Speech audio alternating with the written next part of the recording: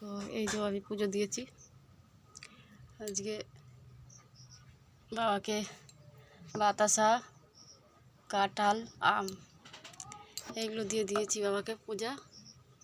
আর দেখো ওই পাশে দেখতে পাচ্ছ, বাবা ভাঙা ঘরে থাকে, ভাঙা ঘর ভেঙে গেছে ওই পাশ দিয়ে, তাও বাবা এখানেই থাকে।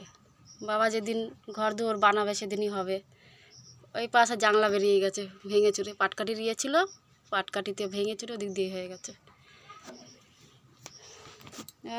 আজকে রথযাত্রা, যেন সবার মঙ্গল হয়, সবার ভালো হয়।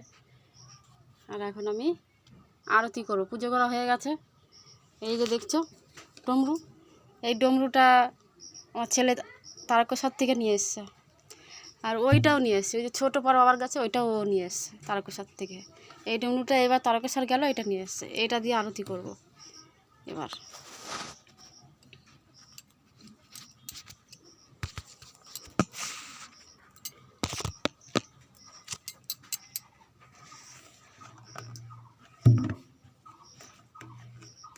দেখাচ্ছি।